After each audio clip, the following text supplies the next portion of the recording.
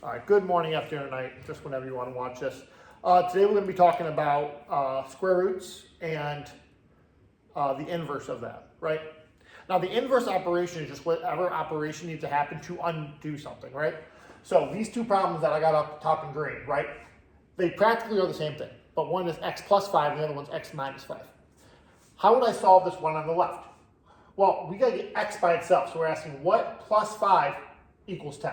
So what we would do is we'd subtract 5 off this side, and whatever we do to one side, we do to the other, right? Very nice and easy. We get x equals 5, right? Just like that, we'll do the other one. But the other one has a minus 5. So how do we get rid of a minus 5? How do you get rid of minus 5 is we're going to, let's put that in purple instead. We're going to add 5 to both sides, right? All we're doing is the inverse operation to see what is the solution to your answer. So when we work with adding or subtracting, adding is the inverse of subtracting, subtracting is the inverse of adding. And the same concept goes when we move down to multiplication. Let's move this down so you don't cheat. See if that works. Look at that, it does work. Same thing happens when we're working with a multiplication or division, right? On the left side, we have 3x equals 9. So this is 3 times x equals 9. So what times 3 equals 9? How do you get rid of times by 3? Divide both sides by 3, right? Boom. Nice and simple. So the solution to that one would be x equals 3. Or we could do the opposite, where we have x divided by 3. How do you get rid of divide by 3? Times by 3. Very nice and simple, right? Times this side by 3, times this side by 3. Multiply and divide by 3 at the same time, cancel out. So we get x equals 9 times 3 is 27. Boom. That's stuff you've learned probably in 6th, 7th grade, and we go from there, right? But now we move on to the newer stuff. We got the square and the square root. Those are inverses of each other, right? Up here, it's going up. We had a plus sign, so we need to do a minus sign to cancel out. We had a minus sign, so we got to do a plus. We had a times sign, so we had to divide. We had a divide sign, so we had to times. Down here, we're going to do the same idea. We have x squared equals 9. How do we get rid of a square? Is we got to do something called square rooted. So what we got to do, hopefully, let's see. So what we got to do is we got to find this, let's get that in purple too, to do the inverse.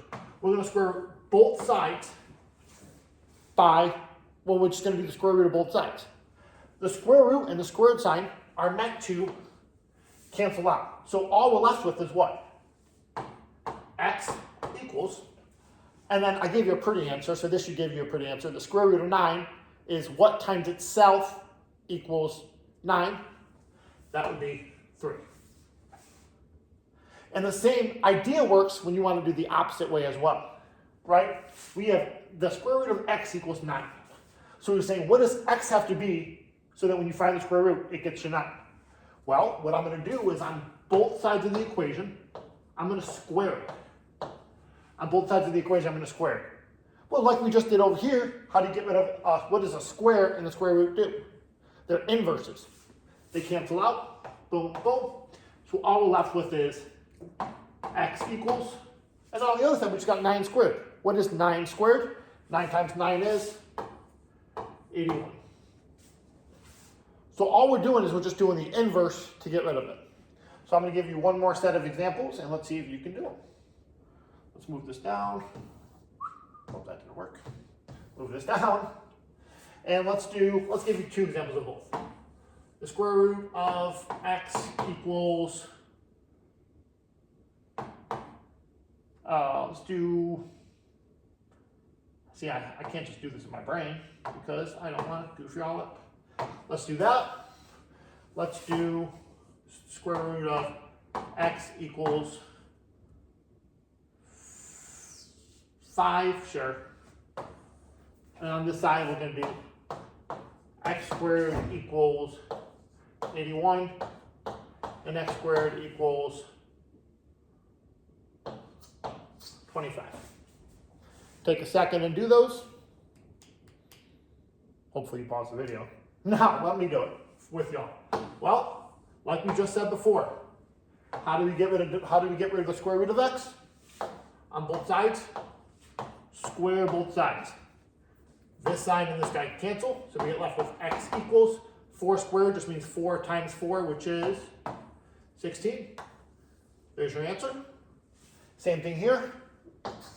Square both sides, and we get x equals 25. Boom. Same thing works on the other side. How do we get rid of a square? Let's get that in green. Find the square root of both sides. Technically, I haven't showed you this, but there is an invisible 2 there, because a square root just means you have your base is 2, those guys cancel. Boom.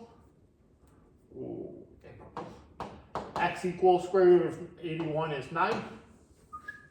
Same thing here. Square root. X is equal to 5. And what's crazy, I tried doing it. These are just opposite operations. Right? That's it. Hopefully you paid attention, and the next video is going to be doing a little bit of algebra using squares and square roots. Thank you.